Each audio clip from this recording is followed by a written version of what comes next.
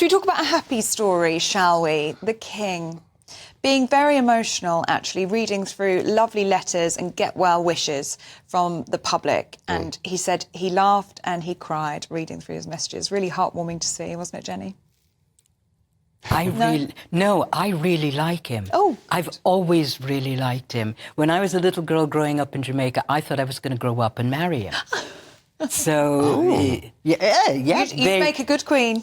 There you go. You're very real. And I think that he tends to show a human side for as much as how he was raised.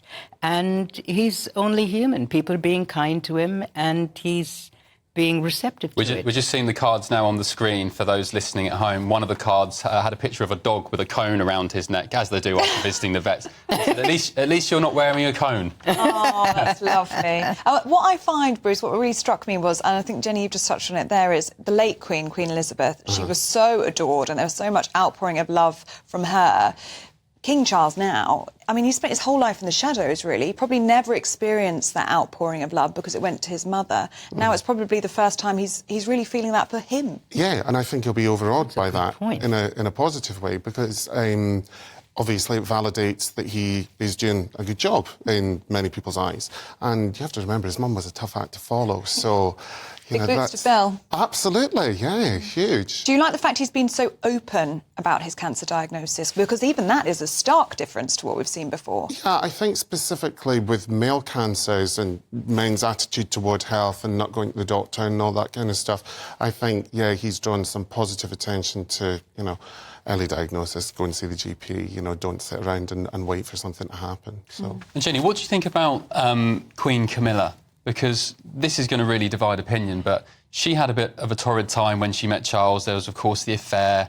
There was all the furore surrounding that, and she's kind of reinvented herself to become, really, according to polls anyway, one of the more loved members of the royal family, and she's been the King's rock for many, many years. Do you think she deserves some credit on... I can't cope today. Everything you're asking me about is stuff I don't like talking about. I actually really like her. Yeah. I've always really liked her. I got into huge trouble once for saying on a different I'm actually not going to repeat it. But anyway, I really, really like her a lot. And she was who he's always loved. Isn't it funny how we feel, you know, sort of ashamed or embarrassed to say that we like Queen Camilla these days? Is she the Queen or the Queen Consort? Queen Consort.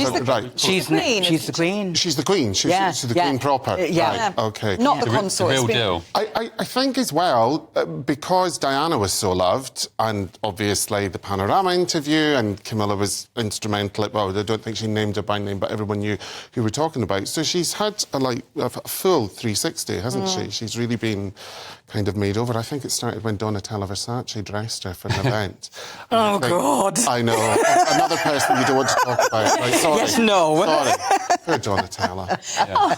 But I do think that is what a lot of people do find difficult in Britain. Less so now, because, as you say, I think she has come an awful long way, and I think she's really respected in her own right now. But I think previously people have found it difficult because Diana was so loved and adored. And people feel almost disloyal to say that they actually really like Queen Camilla. And even despite Prince Harry's recent attacks, but we won't go down that avenue. But anyway, Jenny and Bruce, thank you very much indeed.